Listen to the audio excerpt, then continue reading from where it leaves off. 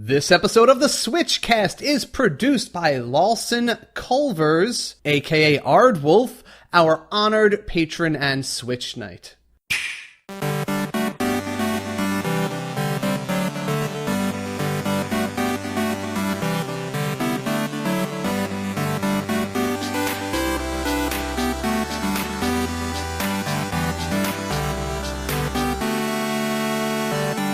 Hey everyone, I'm Casey. And I'm JV. And this is the SwitchCast, the Nintendo Switch podcast. That's it. Yes. No, I don't need any fancy flair. It's the Nintendo Switch podcast. Yes, we are. We are the podcast. Honestly, I'm just really excited with how well received we've been so far, Casey. We've broken 100 reviews. We put out the call, and you guys responded. And then some. Actually, it was funny because the first week I made the call, maybe it was like, slow to pick up steam. Like, we went from 95 to like 98. And then this week we went from 98 to 111. So yeah, you guys kicked so much butt. It's such a wonderful thing to have, not just a podcast that we can inform you guys with, but to have a community that everyone can interact with each other with. And I want to give a special thank you to everybody. In fact, if you listen to the end of this episode, we will give a call out to at least the last people who helped us push over that thing. So I know there's been more of you who left just ratings without reviews, and I thank you guys as well. But the only ones I got names for, I will try to give some reviews because you guys answered our exact plea for help, so I appreciate that. Should we start doing that from now on? Any new reviews from this point on, we'll give a quick shout out at the end of the episode? Every time we build up maybe like 10. Every time we have 10 new reviews, we'll go down that list as they come out. And we'll go back and if you helped us like 6 months ago and you didn't get a shout out, we'll get to your name in time. We'll just, we're going to work our way back through the list. Right, because yes, we appreciate every single one of your reviews, no matter when you gave it to us. Speaking of help from the community, we also got some special patron backers to come on our special Zelda Breath of the Wild episode last weekend. Yeah, so I wasn't actually on that episode because I kind of wanted to stay away from the Zelda spoilers for a bit. Mm-hmm. But you got a really good crew of podcasters to join you. And they're all patron backers, and it sounds like an episode to be really excited about. Yeah, I'll just give a quick mention. It was our friend, Monty from the Discord. We had the Door-to-Door Geek, and our newest patron backer who signed up just because he was, we had a spare space and he wanted to join in. Jared Gauthier. Thank you guys for joining it. We went in depth. We took that game apart for about 2 hours. We talked, and I'll probably, edit it and streamline it a bit, but it's still going to be a hefty episode. And we went in everything from the mechanics to maybe half the show was an analysis of the plot and taking apart the memories. And really, we still couldn't cover everything because it's so meaty a title, but we really did just, go to town and enjoyed ourselves for a long time, as long as we could really reasonably do before our throats started bleeding.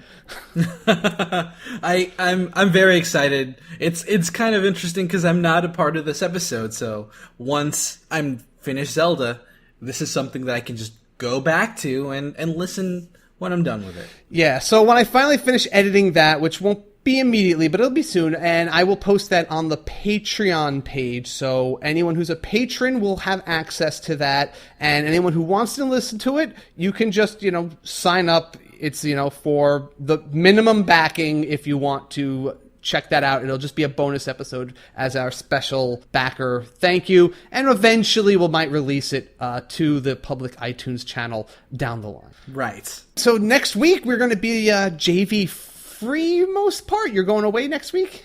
Right, so I am going off to Seattle. Not permanently, just temporarily. So we're going to miss the Wednesday window. Now, we do plan on doing a recording of our next reviews earlier than that, but when it comes to the news, we might bring someone else special on as well. A little backup to fill in, and just so you don't have to listen to my solo voice the whole time. And so people don't have to get totally frustrated by my way I say Mario. Yeah, there you go. You did it right for once, Casey. Did I? I don't even Yes. think... I think it's all the people complaining about it. I got some serious hate mail about that. Oh, really? Oh man, I can't even read to you on here the things some people said to me. It's like, it's hilariously vulgar. Like that level of over the top kind of like craziness. Though, to be fair, Casey, if I there's no to be fair. So if I haven't been listening to your voice for 6-7 years, I definitely would be like, Casey, why do you pronounce it like this? It's not that offensive, and it's honestly, it's so common in where I live. It's so like the common way we say it. So it's just very fascinating how, you know, different regions pronounce things differently. Mm-hmm. It's just how it is. I feel like they're stealing my accent from me. It's like forcing. Normalize, Casey, one of us. I was interested to note, though, just something that came up over the week. There was a PlayStation keynote address during, you know, some game event that was going on during the week, and I heard a few people mention the same kind of meme. Oh, let me guess. Okay. Let me guess. Whenever they announced something on the PS4, they were hoping that it's going to be on the Switch. Pretty much. It was just basically, especially when it said Unreal Engine, right? When it was an Unreal Engine game, they were like, when's the Switch version coming out? It's possible now. It really is. And it's going to be a thing. And once the Switch gains popularity, you might see some games that share PS4 and it's Switch getting there. In releases. fact, a lot of the games we're going to talk about today, that actually is the case, and a lot more of these comparison videos are prominent now where people are looking at the differences, and I think that's something that's going to come up also in the community pulse, so we'll get to that down the line here. But I think it's time we shift gears, because we have a lot of news and we have a couple of games to talk about, and of course your community pulse questions and comments. So let's shift gears right now. Yes, let's do it.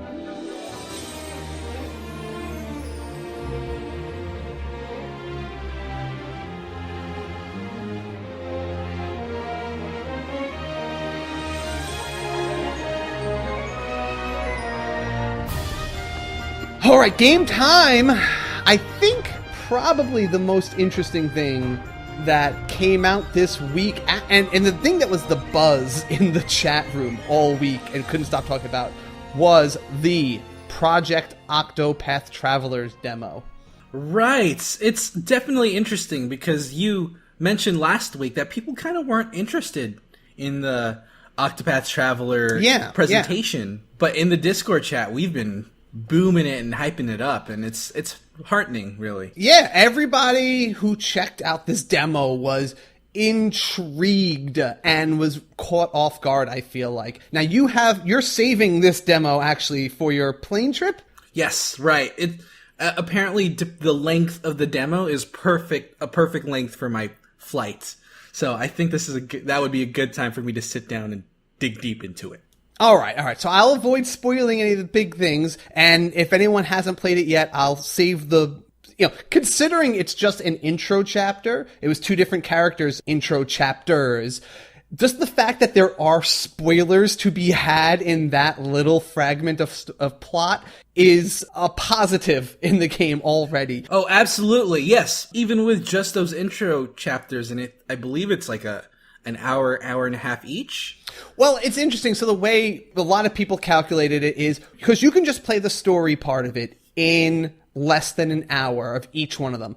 But they also have a little bit of you can explore stuff outside of strictly the storyline missions you have to do. And, they gave you like a dungeon you can hunt down later. And so usually what people do is they pick one character, they stick with them, and they do all the exploration, and you can actually recruit the other character into your main character's party. And they'll dig in deep, and then they'll just load up the other character just to do their story, beeline through that, and just kind of like do that in like 45 minutes to an hour. But yeah. I've spent several hours on the Knight's story and exploring the world and the game system. Based on how everyone was talking about it within the community, I'm surprised that people are already latching onto the characters.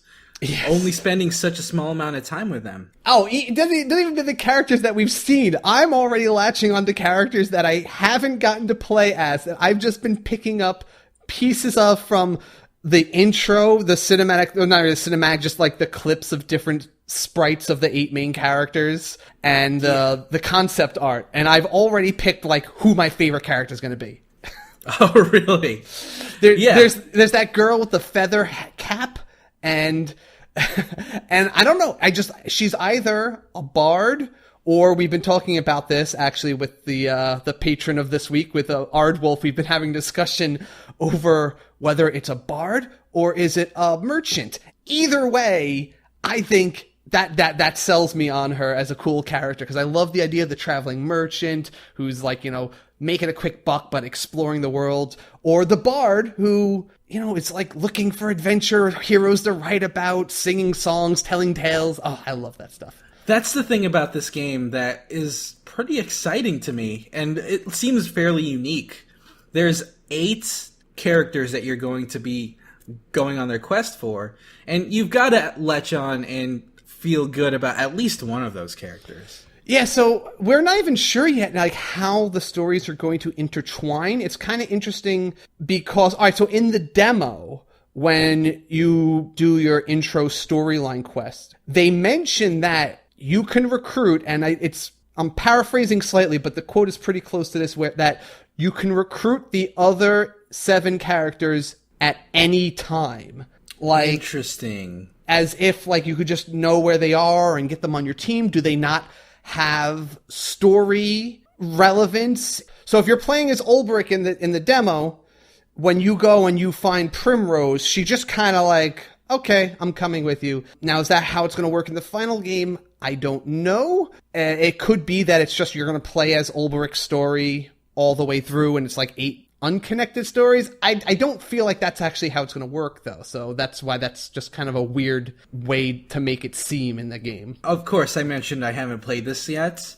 This demo explores some pretty serious themes. Yeah, so the 2 characters, I think they were a really good choice in terms of giving you one character who has a very, I don't want to say standard. It's a classic RPG kind of storyline, all right? But right. He's a knight with very traditional RPG kind of motivations, and that's cool, and that's great, and he has a good character, and the voice acting really projects that. The characters are not yet cheesy, but they're very thematic, like oi, he's here to steal our goods, let's get him, like that kind of thing. Nice. But it's better done than I just did it. But Primrose, yeah, she deals with a lot more mature subject matter. Like, just to give, her basic premise is that she is a dancer in the pleasure district of a city, and you can take that to mean exactly what that, sounds like. And she's basically, I'll just stop at the point that she's owned by somebody in there, or at least that's what it seems like. We've kind of had arguments about who's controlling who in these situations, but it's some bad things happen, and people got kind of shocked by what happens in her story, and some people that could be a huge turnoff, and some people appreciate that the game is addressing that, not just blatantly shock value. They're not just doing it like that. They're just treading a topic and topic matter that they have to handle carefully. If they ever screw up and they make it seem like they go over the line in some way, it might turn off people, but I don't think they're going to do that. It seems like they're taking her story pretty, they're treating it pretty well. That is very intriguing. I can't wait to play it, honestly, and just hearing everyone's excitement for this demo has increased my hype levels from maybe a 6 out of 10 to an 8 out of 10. I went from a 9 to a 12 out of 10. I already knew I liked this game, and I was 8 hyped, but playing this, wow, all right, first off, the graphics, that 2D HD is perfect. I love how it looks. It's not just how the sprites move through these like 2D worlds that are also 3D, but it's like light effects. When you're in a cave and you're holding this lantern, your lantern reflects off of everything in like immaculately, like everything of water. There's glittering things in the background, and it moves with you. It blurs the line between that 2D and 3D, and the battle system. That's the other thing. I'll tell you, the battle system, it does work similarly, like we just said with the Bravely Default system, right? But they showed very clever ways that you can take advantage of it in here. If you fight the monsters, you'll see that they design the encounters that. So every monster has different weaknesses to different weapons or elements, and on your turn, you can use those BP that you store up either to do extra normal attacks or to power up your special attacks. And monsters can take a certain number of hits of their weakness before they're stunned. Like you'll see a shield, and if it says 1, you just need to hit them once with their weakness, and they're stunned for a turn. Okay. And while they're stunned, they're even more weak to attacks like that. So if, let's say you have 2 enemies and they both have 1 shield, you could just take turns hitting one, stunning him, hit the other one, stun him, and you can actually get through the entire fight never getting attacked if you know how to juggle the enemies. And interesting. Okay. Yeah, and you can, there's a few ways to do that even with ones with better defenses, but if you're smart about how you spend your BP, you can get through battles fairly unscathed if you figure out like how to do that. And I like that a lot, yeah. That sounds relatively similar to how the Persona series plays. The stun system, where you pinpoint one of the monster's weaknesses that stuns them, and you can move on and do a chain of weakness stuns in order to wipe them out and not taking any damage yourself.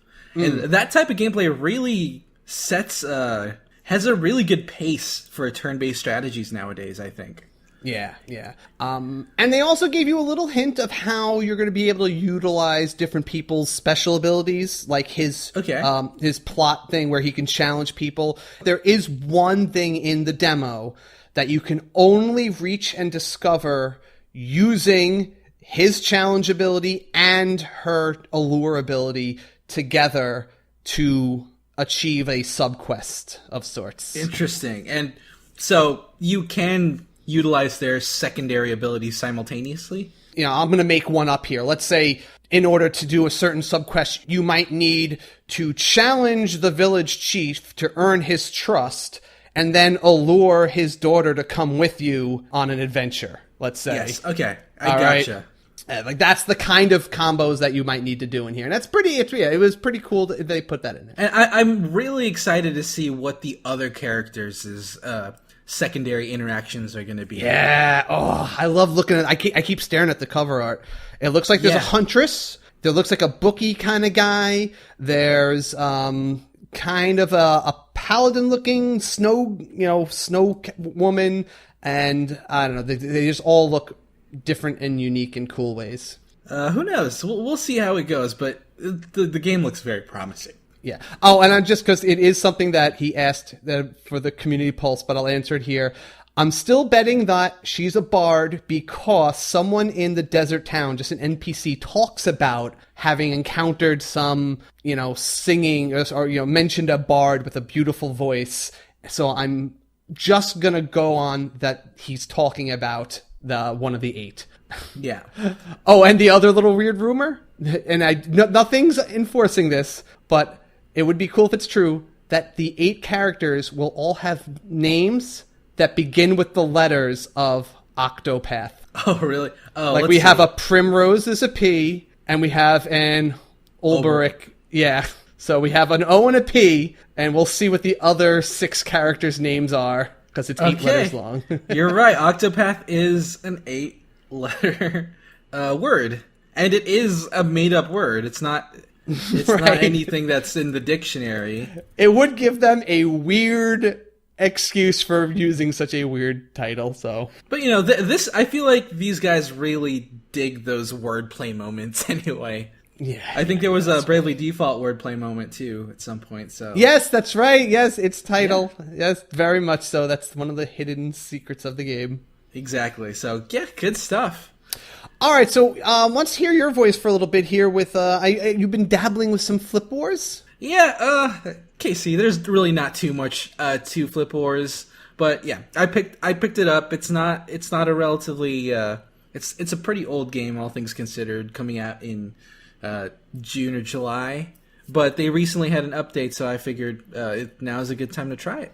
All right, so how is this? Have you played it one player, multiplayer? How have you tested it out? I played it. Flip Wars is a very light multiplayer focused game. That's kind of a mix between Splatoon and Bomberman, I think. Okay. So yeah, essentially, you and up to 3 other players are placed on opposite corners of a grid, and you're each assigned to a different color. So red, blue, green, and yellow.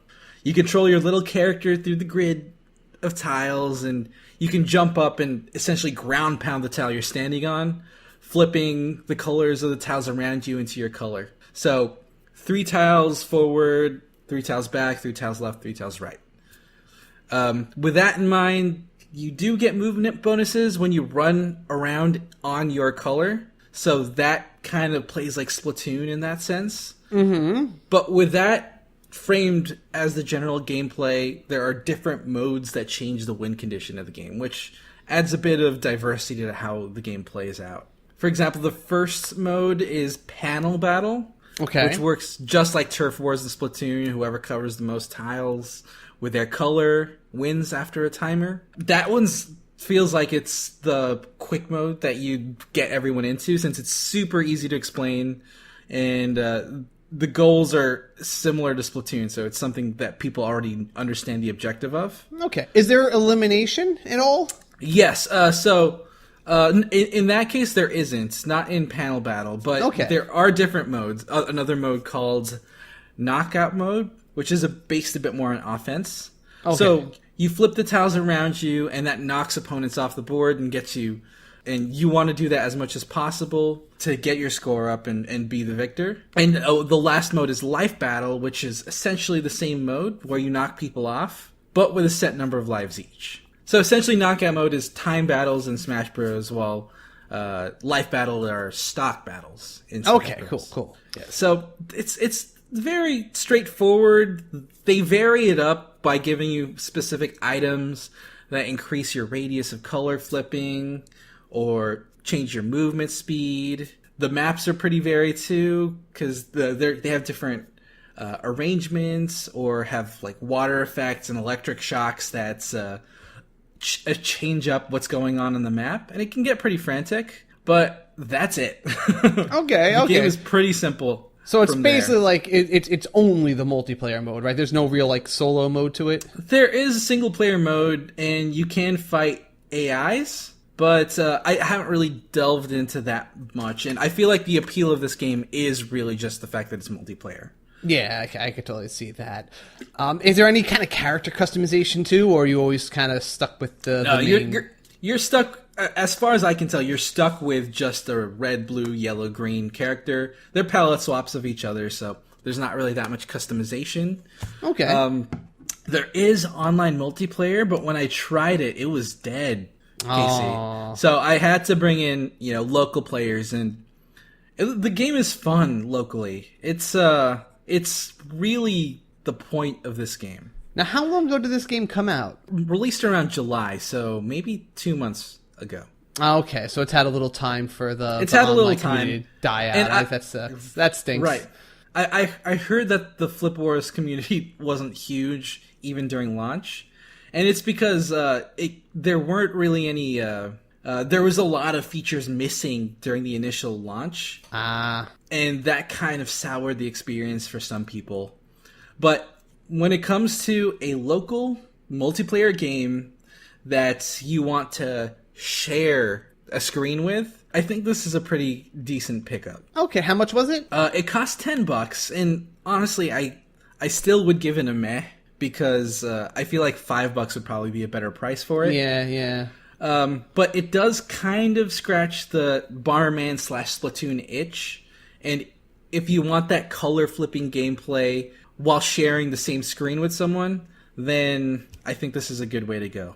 All right, that's pretty cool. That's pretty cool. In fact, I actually think if you want to play on tabletop mode, huddled over this one Switch, this is a good game to pick up because the colors are vivid and distinct enough where you can see pretty decently with that small screen. Wasn't there just a update for this? Yeah, the update added achievements, better online features, and apparently there are going to be even more updates coming up, which includes a ranking system and more levels and local wireless multiplayer gameplay. So if you want to play with someone locally, you don't necessarily have to share the same screen.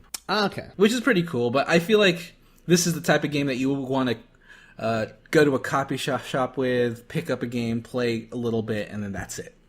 It's not something you'd play over an extended period of time. All right. I might ask you to check in after a little while, see if those other online modes and the ranked draws back some people. Maybe they get some attention. We'll see. Yeah, it's one of those games that you can very easily miss, and I like it, but I think it's not. There's not much to it. Is the multiplayer better or not as good or just equal but different than Bomberman? It's equal but different. I think there's definitely more to Bomberman, and they kind of scratch similar itches. But Bomberman has the name recognition, and it's quicker to understand. Mm-hmm. So and just more people playing it, I guess. So. Yes, exactly. Yeah, it has that name recognition. It's more popular. Okay, all right. Very cool. Actually, no, speaking of bombing and explosions, I've been playing Minecraft Story Mode, and I just actually got to a part where I'm in a place called Boomtown, and it's all about people blowing each other up. Okay, so this is one of those games that I never really expected to happen. Yeah, really, it is weird to... it was a weird concept when I saw this way back in how could you possibly add a story to Minecraft? Like, it's a Telltale level story in Minecraft. Yeah. I'll say this much. First off, it's nice to play a Telltale game where the stakes aren't, all right, am I going to kill this puppy or do I have to kill this child? I don't know. It's like, oh, these horrible choices. No. Minecraft Story Mode's about, is this person going to be my friend or is this other person going to be my bestest friend? Okay. It's just a lighter version, and I actually kind of liken this to the Lego series, where it's like that kind of world where they just embraced kind of the blockiness and it seems like they're a little self-aware of what the world is. Decently so. They're a little self-aware. They have their humor. I'd say they're actually slightly less self-aware than the Lego. Like, they don't bring attention. The characters in the game just believe they're in a world. They're not they don't take to the camera and say oh, that's a joke. It's a little more takes itself seriously, but it's still very lighthearted and pretty good comedy in it as well. But the story, it is in a world of Minecraft where people live around the idea of, we build stuff. At night, there are zombies and spiders, and we have to deal with that. And it's actually based around the fact that there were these 4 heroes who, chased away evil a long time ago, and they were the legends. There was a knight, an engineer, a rogue, and an alchemist, I want to say. And... whatever. And now the game starts where you're actually part of a team of builders entering a contest, like a building contest. And you're going to this convention and there's these rival builders who always beat you at the contest. And the winner gets to meet with the knight from the hero knight guy. And it quickly turns into this cool, just this story about someone's trying to buy a nether skull from one of those hellish domains from the game, but they stiff you on the deal and you're trying to chase them down to get your diamond that they owe you, and then you find out he's using it to summon some crazy monster, and now you have to save the world from this abomination that's been unleashed upon your world. And it's pretty cool, and the voices and the characters are pretty fun. The main character is actually Patton Oswalt, which was just, I like his stand-up comedy, and he's on, like, everything I watch now. He's a personality. Yeah, he is. And he fits really well. He has, like, really good sarcastic delivery. But I feel like I enjoy this because I just don't feel like when they ask me these decisions, I still want to pick the right thing. I still want to, like, make the right friends and choose who I'm going to, like, tick off. But I just don't feel like I'm going to have the same level of guilt and regret as I do when I'm playing The Walking Dead or even, like, the Batman ones and stuff like that. Yeah, I played the Game of Thrones one, and that's something that's just brutal. Yeah, right. I guess in this game, it's a Telltale game, so it has that gameplay, but the stakes are definitely much lower, so you don't feel as pressured throughout the entire game, right? Yeah, but at the same time, they still develop these characters that I like this whole team of, like, you got your best friend, this dude who's kind of a little bit of a jerk, but he's funny and I like him, and you got your more serious friend who's, always trying to keep you on the straight and narrow path. And there's a lot of the quick time events. Like, I really do feel like when I'm playing this, I'm not super in control. Like, that's like with any Telltale game. I'm just kind of enjoying the story. I'm watching the cinematics. There's a few battle scenes where, you'll fight off some zombies or a spider, and you get to swing a sword a little bit. There's quick time events where you jump and you dodge, and your success or failure skews the story a little bit there. I do like that the controls, I have to make a list of these in the future, of one-handed games you can play. Because you can play it with a controller, but if you tap the screen, it turns it into, like, the mobile version, where you can just tap everything and your options always come up on the screen. And you could just play this as a one-handed game, which came in handy because today I was donating platelets again, and so I had one arm incapacitated for 2 hours. Okay. Yeah. I haven't really heard as many good things about one-handed games. I think the last one-handed console game I remember is Dead or Alive Extreme Beach Volleyball. I'm sure there were others we're not thinking of, but yes, that was notorious for being a one-handed game. Yes, right. But yeah, like mobile, it's definitely more common in mobile games, and I think the Telltale formula fits mobile gameplay quite well. So yeah, it seems like it's a standard fit for any Telltale game in the future. Going back to kind of what you said about the self-awareness, like, there are things that nod to the player, like the player will realize are references to real-world Minecraft things. Like, there's a group of people called griefers in a city. Oh, really? Yeah, like, there's griefers, and they just go around blowing each other up, and, like, and they call you a noob, and they chase you down, and they try to, blow you up too. But it's not like that's just the term they are in the world. It's, as far as they're concerned, that's not a term for players who cause people problem. That's just what they call troublemakers in that world. Right. Okay. So they're not explicitly breaking the fourth wall, but it's a reference to something in the real world. Yeah.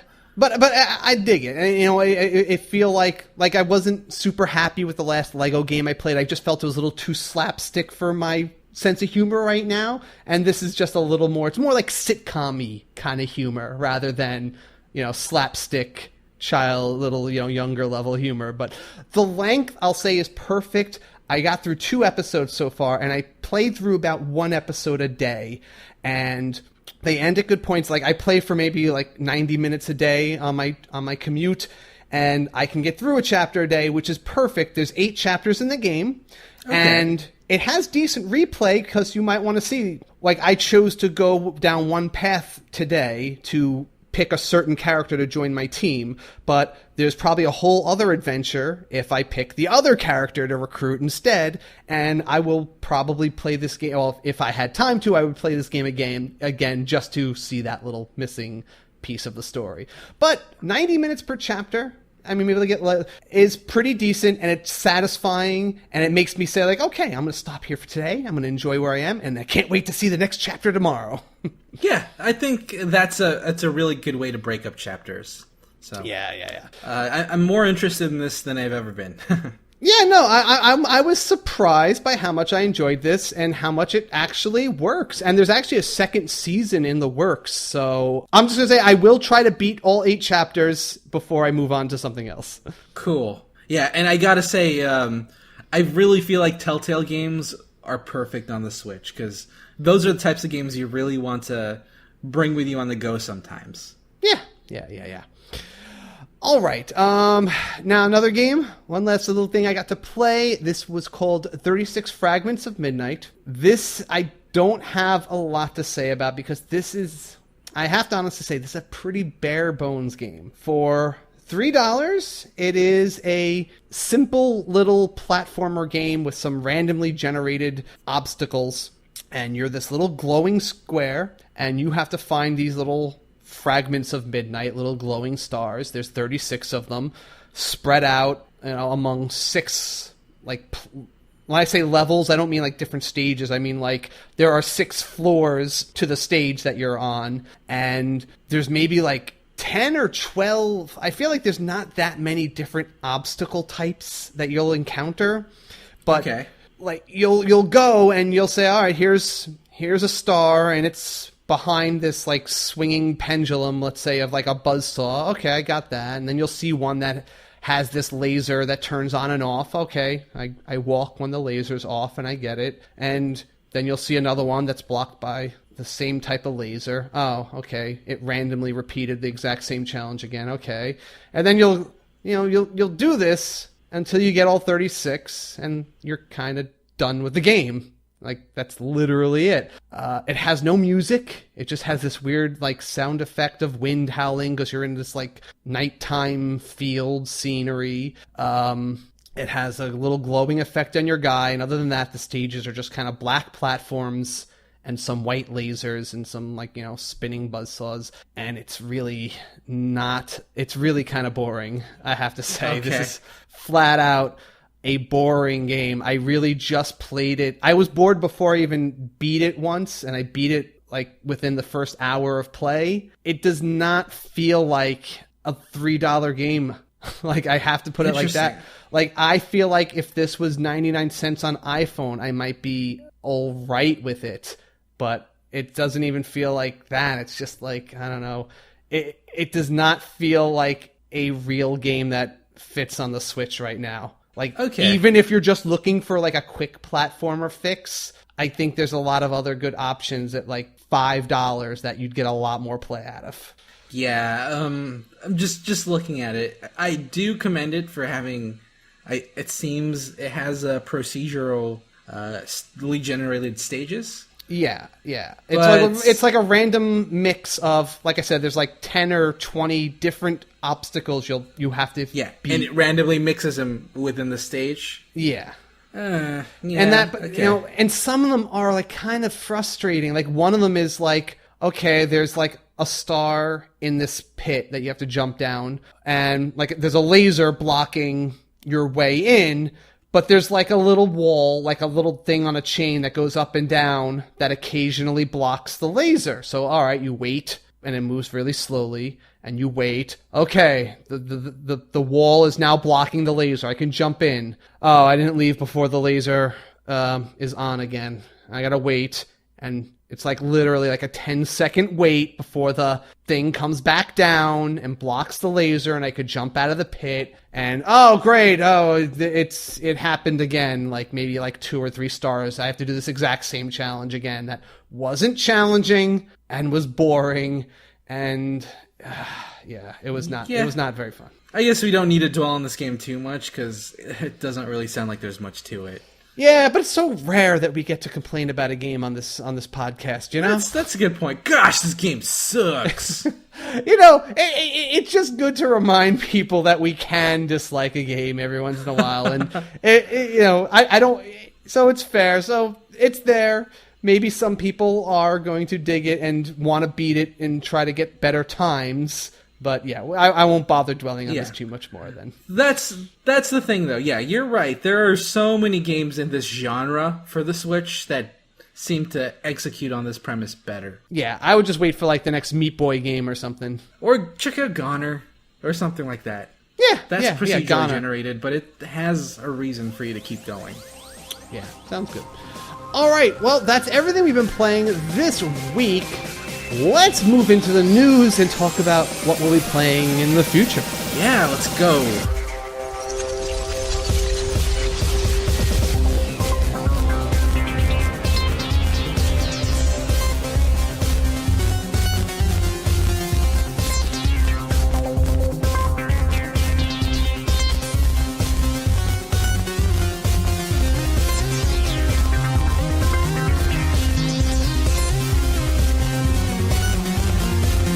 All right, news rundown. Now, the big, buzzing, cool revelation this week.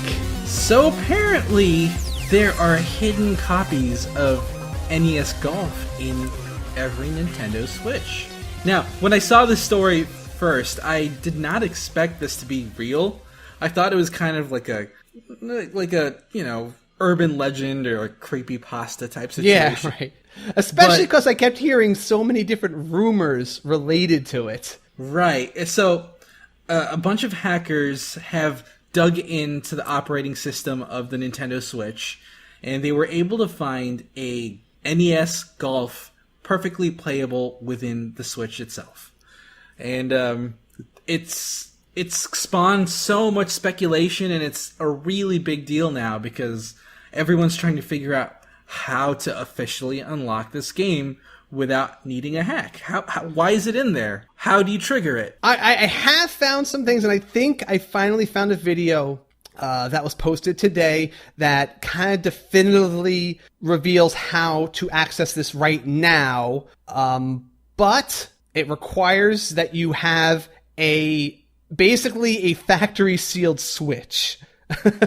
Okay. Because, now here's the first twist.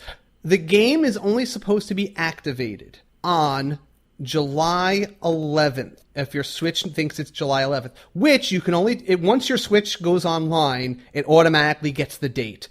So if you have a factory sealed Switch, you can tell it what date it is before it ever goes online. All right. But it also is only available right now in firmware like 1.0.0, whatever. So, but that date is the date that Satoru Iwata died. And Golf is a game that he programmed. Oh, man. See, yeah, I think I heard mention of this, and that's creepypasta levels of stuff. And even if it's not a creepypasta, I think it would have been such a wonderful Easter egg to announce that I'm a little disappointed that we discovered it through hacking. Yeah, I can see that, right.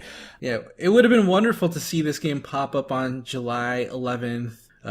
Everyone's remembering Iwata, and then bam, here's something to remember him by. And even cooler is the way you activate the game is you hold the Switch controllers, the Joy-Cons in the opposite hand, so left Joy-Con and right hand and vice versa. And then you have to do the Iwata Nintendo Direct motion where he puts like both hands forward and activates the game. Oh. And so it's like clearly, and I watched a video on Nintendo Life. I'll link to it in the show notes. People could see this. It's, it's as legit as it gets. And it's, I think it's a beautiful, cool tribute. And I even saw one person who said it's almost like having a charm in every game, like a guardian, like a little bit of like Iwata as like a guardian spirit to, help the fortune of the Switch and protect it. See, that's such a great sentiment. It is exactly like that. It's like we have a little piece of Iwata's spirit inside every single Switch. It's really cool, and like honestly, who else but Nintendo would do something like that sentimental? Yeah, that's sentimental. Exactly. I love it. I'm so glad that this is a thing. Yes, and to reinforce that, maybe Iwata-san's spirit is in fact protecting the Switch. We did see that Nintendo stocks have hit their highest point in 9 years, and that's almost as high as it was at the Wii's heyday. So we are looking forward to a good future in the less than year that Nintendo Switch has been out, and it's also already been predicted they were going to hit 130 million Switch sales by the end of the year, and Nintendo was already only claiming 100 million. That was like their shoot for the moon goal. Yeah, that's a huge deal. It's actually Credit Suisse. Credit Suisse. Yes, that's the one. Yes. Yes. So, yeah, Credit Suisse forecasts 130 million. That's huge. I'm so glad Nintendo's kicking butt again, and people are actually believing in them as a brand, as a console brand. Yes, right. So many times people always told me the thing was, man, Nintendo just needs to quit with the consoles and become a software developer. That's what they just need to do. That's the future for them. And I think we're seeing that is not the way. Yeah, they're kicking butt again. On a more fun note, Splatoon 2's soundtrack is coming out. And it's both a soundtrack and an art book, and it's called Splatoon 2. As in Tune. That's so clever. It's coming out in Japan November 29th, and I don't believe there's any North American announcement for it, but if it's an art book, you can potentially import it. You'll see it at anime conventions and stuff like that, or your next PAX you go to. Yeah, exactly. So, cool stuff. And other Splatoon stuff that came out in-game, we got the Heavy Splatling Deco last weekend. This came out, and this is a cool... I think it's just pretty much the Splatling gun with a different variety of sub-weapon and super weapon or special weapon. And it's also bedazzled. Yeah, that's true. It's bedazzled. It's pretty cool looking. Yes. But yes, it comes with the Splash Wall sub-weapon and the Bubble Blower special weapon, which is cool because I can't handle that Stingray very well. I don't find that very I'm not good at using that. Right. It's pretty cool. It's like a Kamehameha, but it's and they buffed it recently. But it's hard to handle. For sure. Yeah, it definitely is. It's a high skill cap weapon, I say, and a high skill floor as well. For sure. And we also saw this thing, this is cool. The Grizzco Blaster's been showing up in the co-op mode if you do the Salmon Run. And it's just, because you don't pick your weapons in Salmon Run, but apparently every so often now, you'll get a little message that says rare weapon, and you've been loaned the Grizzco Blaster, which is like one of the other blaster guns, but has like a very high rate of fire and correspondingly has a very high thirst. It just goes through your ink like crazy. I dig that they're doing these rare weapons. It really breaks up the game and makes each encounter more interesting when they come out. It is cool too because it can be a broken weapon. Like it doesn't have to be balanced since it's a co-op mode. So it gives you like, oh cool, I get this really powerful gun, but it's just not in multiplayer. Yeah, it feels good to have. You don't have to worry about balancing against other players, and it just gives you one game where you can feel super powerful and blaze through everything. So apparently, Doom was custom built for the Nintendo Switch.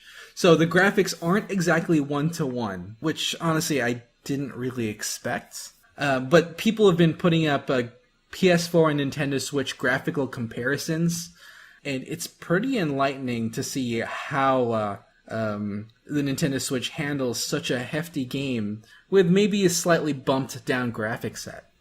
Yeah, I mean, it definitely is a little, like, when I look at these comparisons, it's definitely not quite as sharp as the PS4 ones. I can definitely tell that. But, I mean, is it still good enough for you? That's up to the individual consumer. Yeah, for me personally, I love good graphics. I have high-end stuff, like, for everything. But I'm seeing the graphic comparisons between the PS4 and the Switch, and it's not that different. It's not different enough where it would really affect how I enjoy the game. Mm-hmm. It looks adequately good, and the fact that the Switch can handle this game is really promising for future games of the sorts. I really would prioritize 60 frames per second or hitting at least 30 frames per second, but I'm getting this game. I don't think the graphical sacrifices would deter from the enjoyment. Yeah, I do think the 60 frames per second is, for me, the higher priority on that thing. And It'd be interesting to see more games like we saw before that give you the option to flip between the two things, like Bomberman did. But I think a game like Doom, it's even more important, especially in multiplayer mode, which we got to see is going to require a download. So when you buy the game in physical form, you will have full access to the single player mode, but apparently you will need to download a free, if you've bought the game, a little patch that will allow you to access multiplayer mode. So in other words, another reason that you may want to consider those SD cards that seem to be the big thing now. Yeah, see, this is definitely why I think micro SD cards are going to become more mandatory. Mm-hmm. And it feels like it's a technical limitation instead of an actual, a greedy marketing situation. Yeah.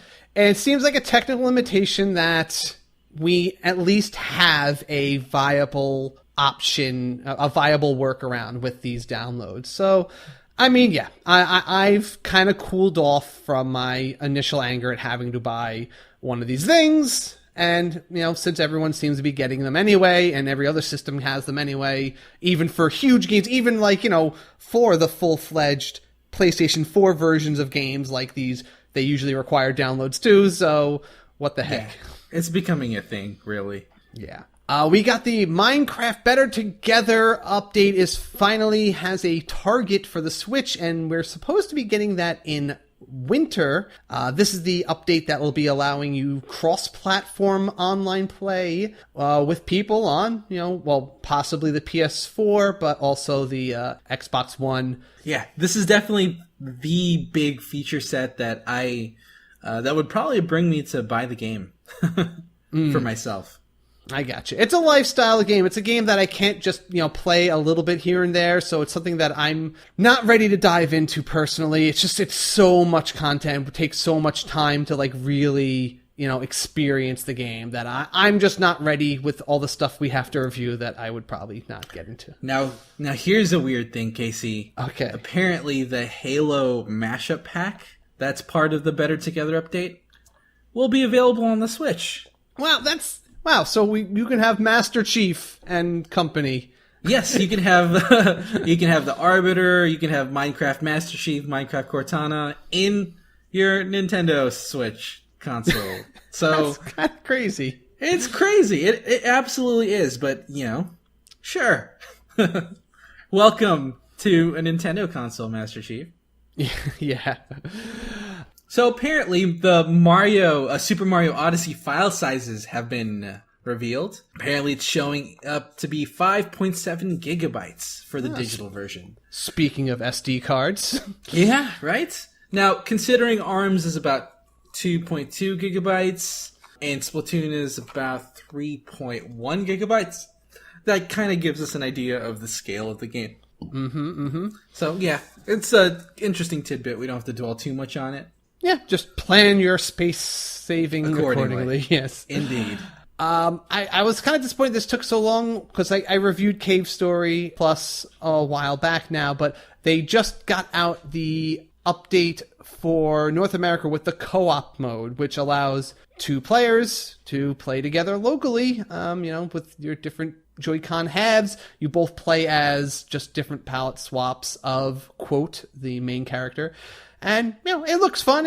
I wonder if the story adapts that in any way, or if they just oh, hey, there's two of you, but, or if it's like a special kind of challenge mode. But anyway, that's been added now so that you can check that out and, see if you can have another run through the game while playing with a backup person. Also, I'm curious how the gun divvy up, because it's a big part of the game is when you decide to upgrade certain guns to a different gun. Right. Those are usually those you have to pick all right, well, this person so I'm wondering if only one person gets, certain upgrades if you decide to take one. I feel like that's going to be the case, and part of the gameplay would be to discuss with your co-op partner who's getting what. And yeah. That seems like a cool dynamic for the game.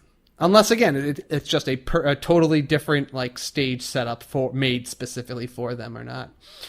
All right.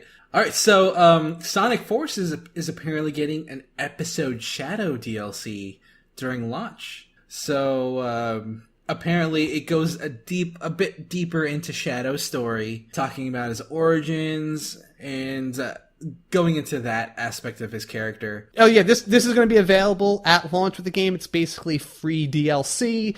They were kind of keeping it under wraps, but it got leaked, and I think they just were like, I think they're leaking it. Let's just talk about it. Let's just, reveal it right now. Yeah, I think that they just released the video yesterday, so boom, it's out there. Pretty cool. Oh yeah, so this is pretty cool. Now this is only announced for Japan right now, but I'm always a big fan of the Kunio-kun series. That's the games like River City Ransom, and we also had like Tokyo Rumble one that came out, or Super Dodgeball, those kind of characters. So they have a pack of games announced to be coming in 2018. It's 11 of the Kunio-kun games, all in one little cartridge, and these are easy games to play regardless of language barrier. So it's actually a pretty prime subject, in my opinion, for a cross eShop download, if that's where you can get it. Yeah, I think those are classic games, and it doesn't seem like there needs to be any deep understanding of Japanese to really get it. Especially for things like Super Dodgeball and other sports games like that. There. So what do you make of this Bomberman R teaser? So, yeah, I'm looking at this. Apparently they posted a teaser of Bomberman looking at 3 floating bombs on their Facebook page. They're teasing something. And apparently Konami does have a stage show set up for Tokyo Game Show. Mm-hmm. So we'll see how that goes. Tokyo Game Show is a really big E3 level event in Japan. So all of these Japanese companies are hinting at stuff to announce, which is fun.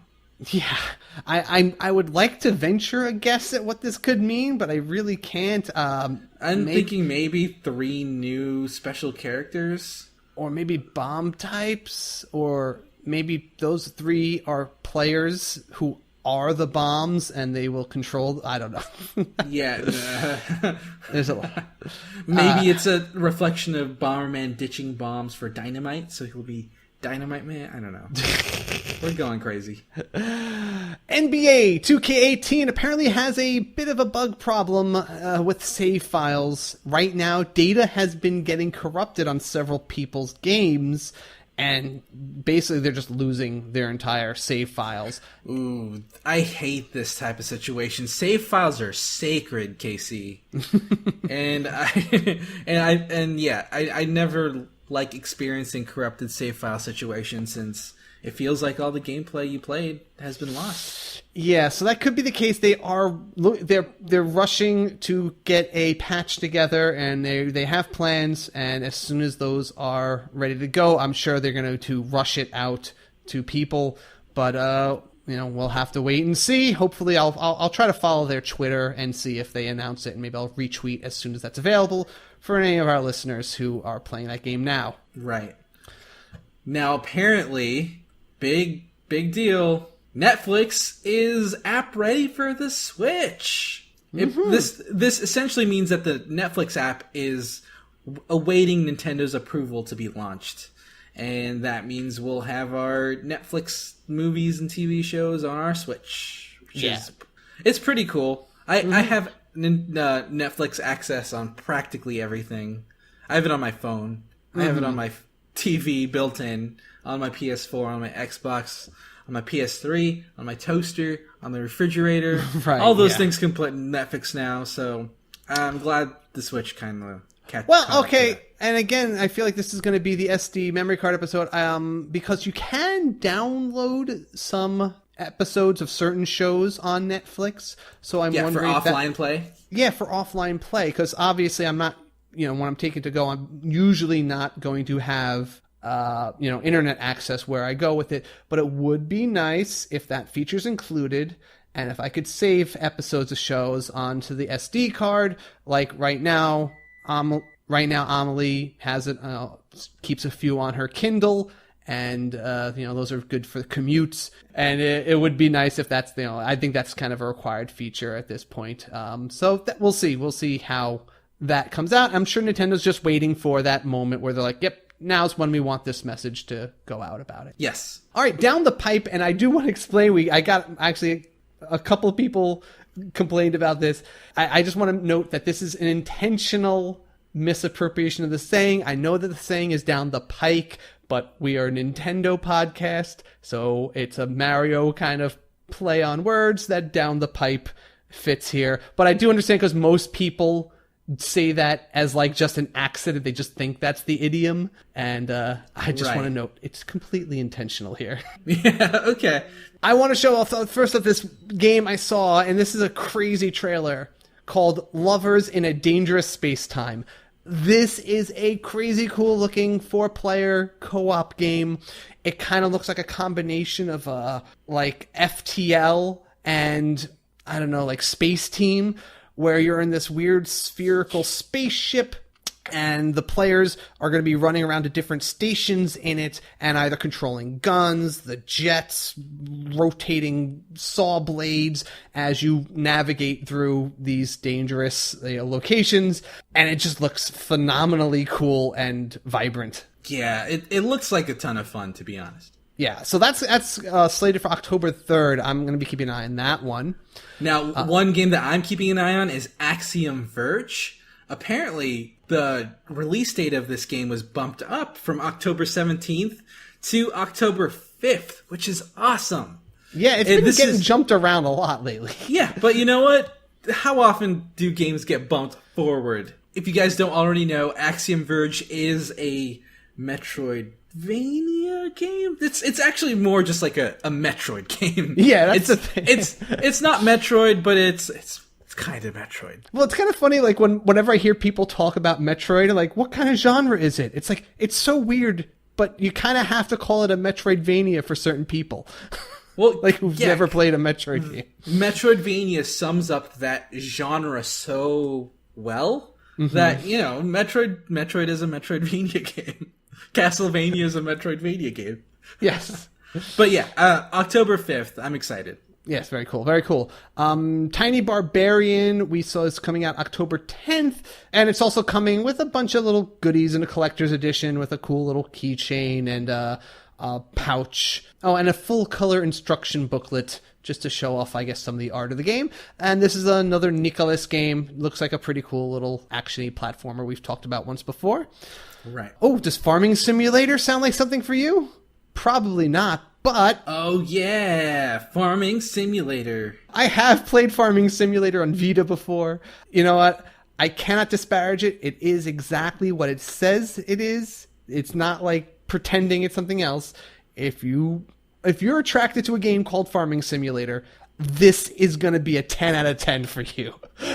For most of us, it's probably not that interesting, but I think there is a small sect of people who are going to totally love this game, and that is coming November 14th to Switch. KC, Farming Simulator actually has a really big following. I think I read somewhere that it had about 1 million players at some point, and that was growing. That's kind of crazy. I like some of the simulator games, like Truck Simulator is actually like something I've enjoyed. It's just, you know, where you're truck driving and you're, you know, delivering stuff a long ways. And I can see the appeal, and that doesn't surprise me, actually, that you said like 1 million people probably love this game because it comes out every year with a new version.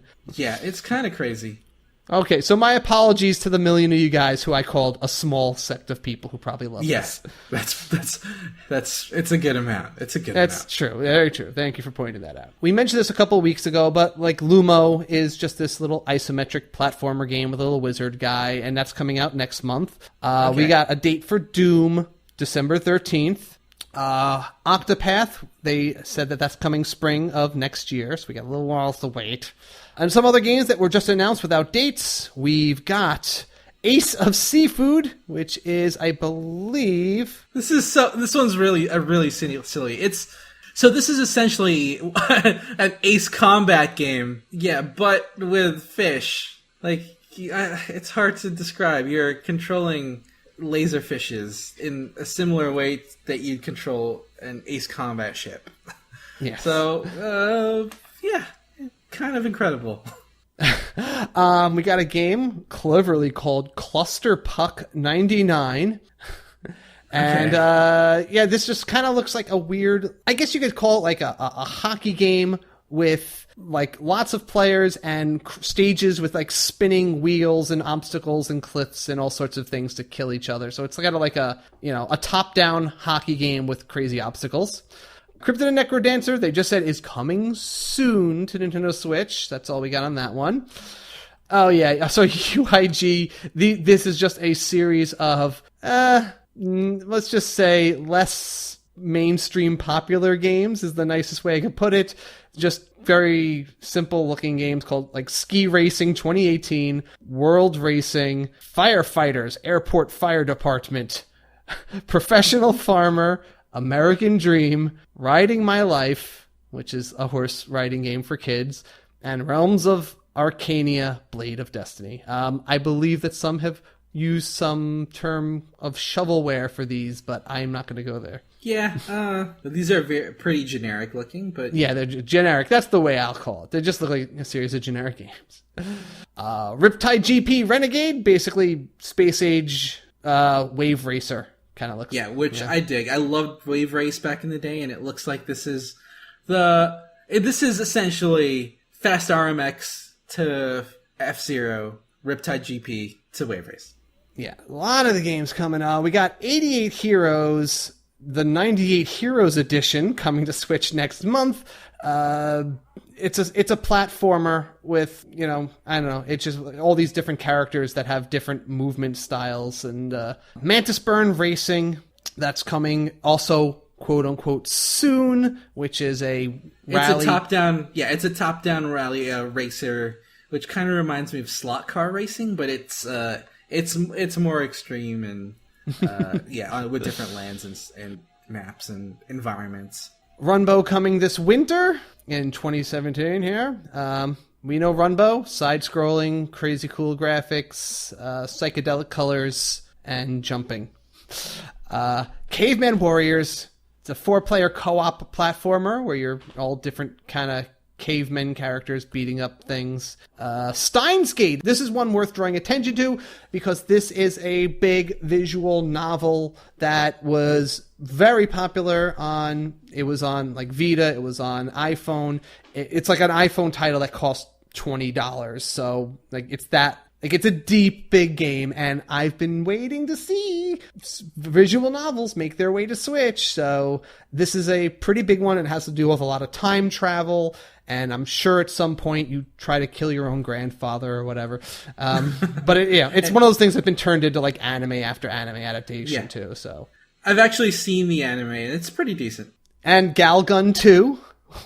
Galgun being one of the inspirations for the expansions to Blaster Master that came out. Yep, it's one of those ecchi style games. Ecchi, and you are shooting your pheromone gun to, I forget if you're trying to make women fall in love with you or get them to unfall in love with you. It's one of those things. Oh yeah, sorry, yeah. You fend off advances. Yes, you're so popular with women that you have to shoot this pheromone gun at them to get them to not want to jump all over you.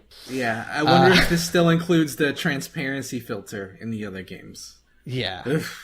Yeah. Oh, boy. Oh, God, no.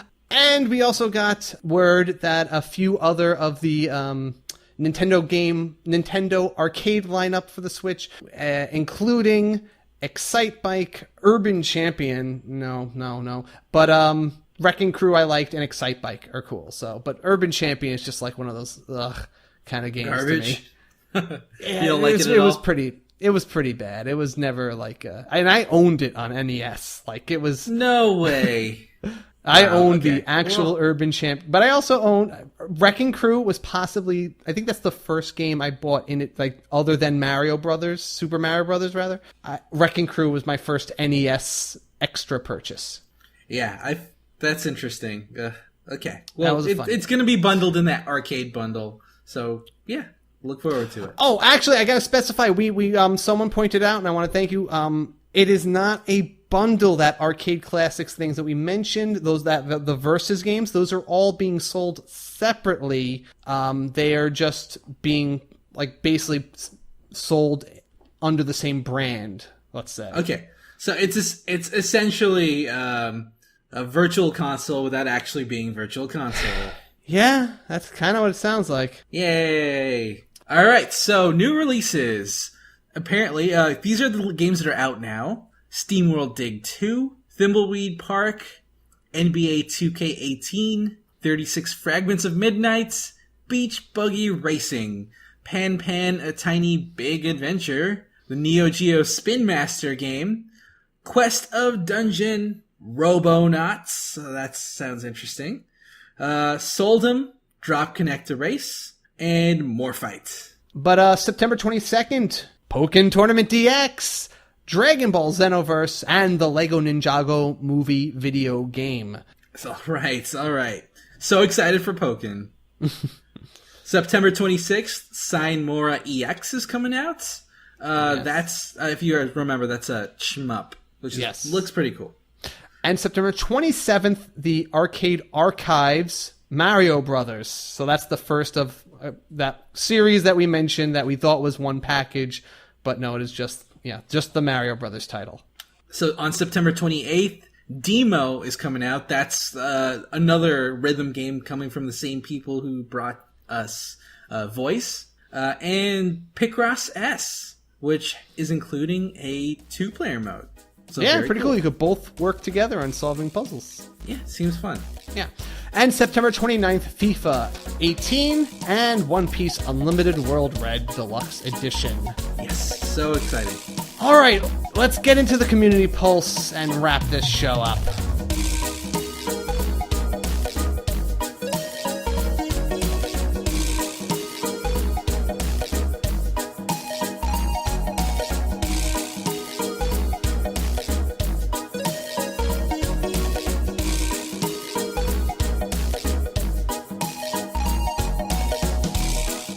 Community Pulse, let's pick some of these out and see what we like. Okay, so from our very own Switch Knight, Lawson Culver, in the Octopath Traveler demo, the plotline is very dark.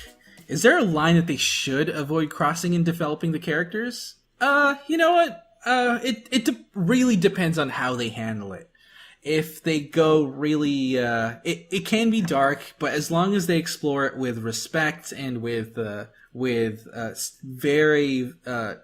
care, I feel like they can explore as dark a territory as they can handle. I'll just say that I do think there is definitely some lines they cannot cross that they just, like in the demo, in the story right now, I think there's room for interpretation that where, like, you know, the darkness comes from some abuse of the main character in that plot. But I have the way I read the scenes and the way that it unfolds is that Primrose is the user and that she has just been kind of manipulating the situation and that she could have gotten out and solved it, and she could have basically just killed that guy anytime she wanted, but she chose to stay there because she was using him. That's how I read that. Now, as long as they keep it in a place where the character is, you know, not like helplessly in like just this really dark and depressing kind of situation, they can go there. But there's just some things that, like, if it happens to them and it just really bums you out, I don't feel like a bum out feeling is going to be conducive to making you enjoy this game. You want to feel good, and it can't last for long. And I don't think we're going to get that much more dark in there. But what if they, let's say there's a dark situation where someone is being abused, but they're not in control, but they handle the storytelling of that situation well. It's still gonna bum me out. Like if someone goes through that kind of abuse and we don't see the abuser get, like, you know, stabbed in the face 100 times within like the next 30 minutes, like, yeah, I'm gonna be out, and a lot of people will probably be out.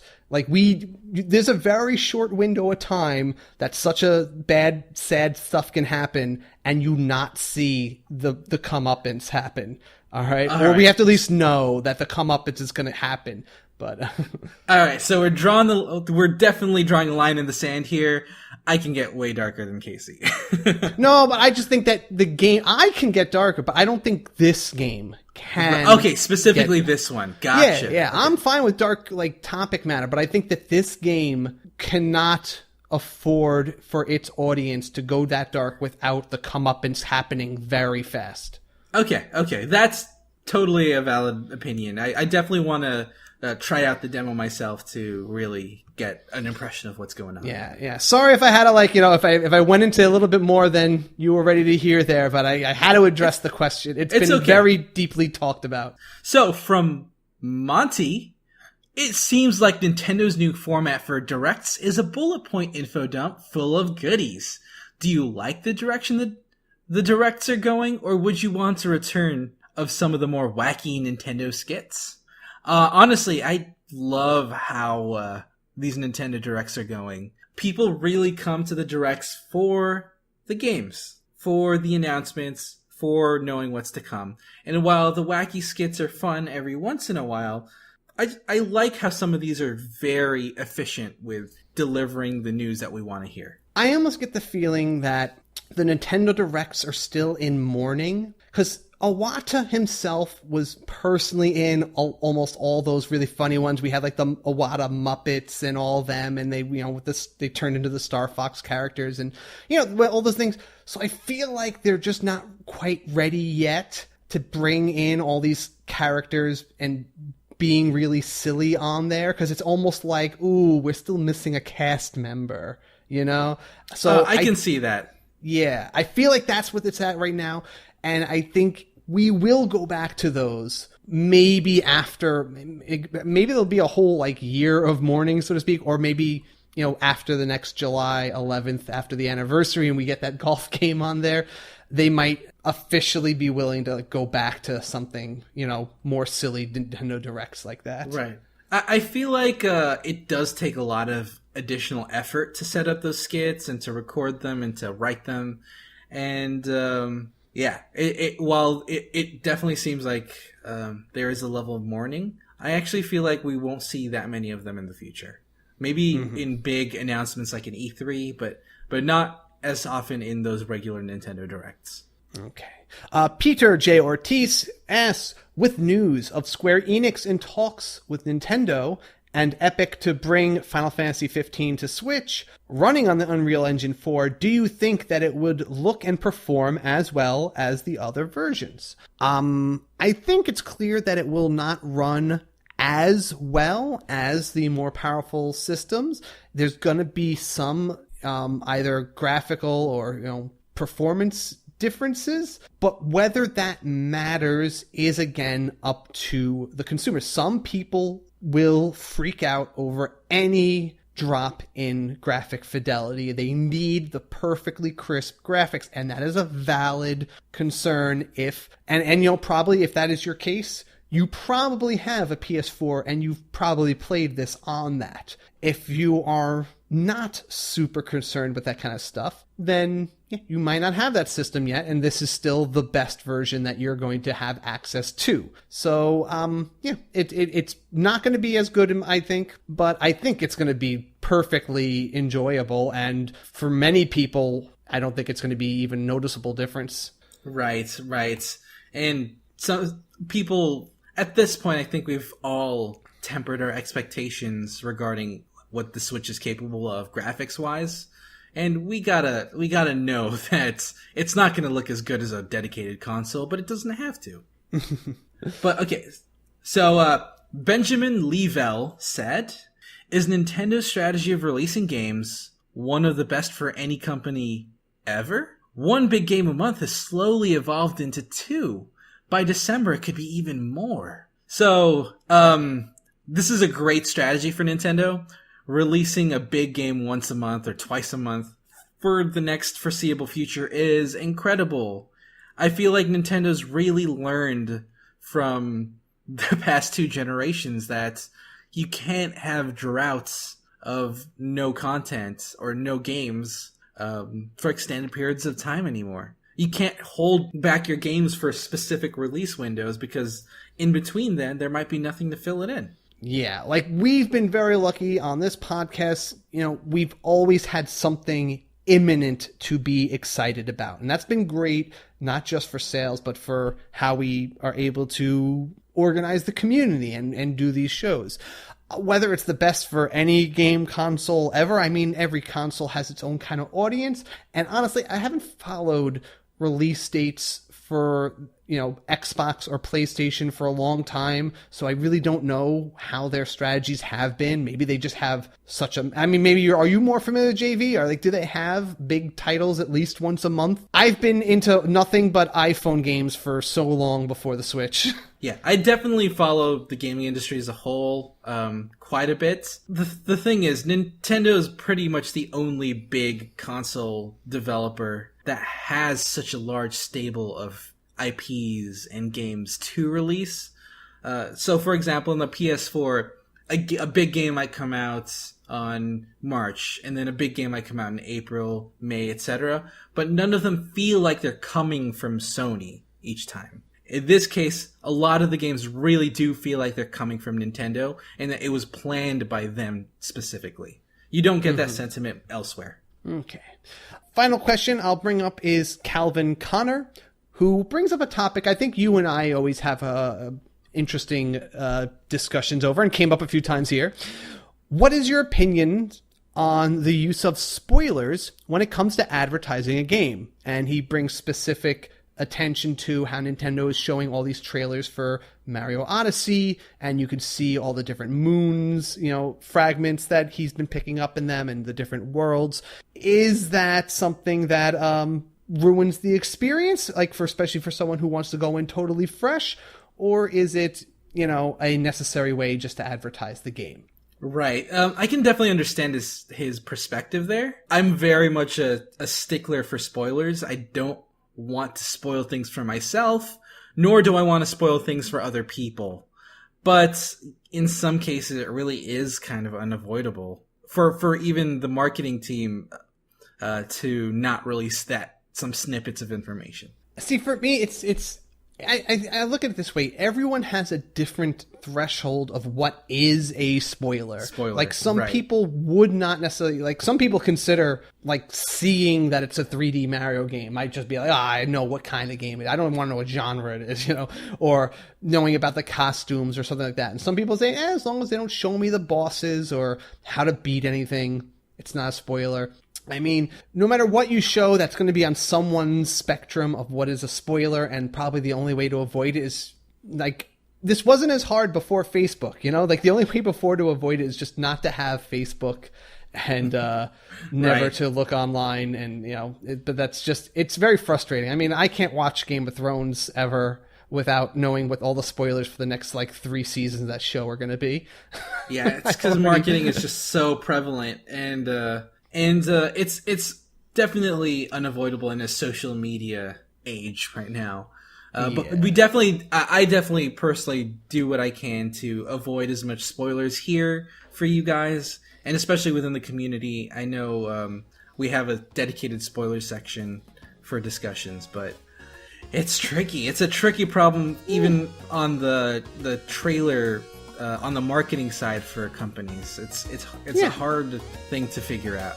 Yeah, and like what you said here, it's tricky for us because we're trying to convey information on this show even about what makes this game good or bad. And if we're trying to talk about the plot, the only way to tell us the story is good or bad is without a spoiler at all, is to just say, yeah, it's really enjoyable. And that's really all I can say before I start spoiling something about it. Is it dramatic? Just saying it's dark. Oh, I know there's a dark, twist here. So we have to just kind of wing it and just use our, we have to rely on you trusting us that we're going to only tell you what we feel is important to enjoy it, and then stop where we think that, we're able to give you a proper understanding of whether it's a good or bad feature. Right, exactly. All right, so we're going to sign off. We're going to have a little different sign off than usual. I just wanted to give special thanks to everybody who came through with Apple Podcast reviews and helped us really shoot up there. And so we're going to give a shout out to at least 10 of our reviewers every episode. starting with some of the furthest back ones, and we're going to do that now. So here we go.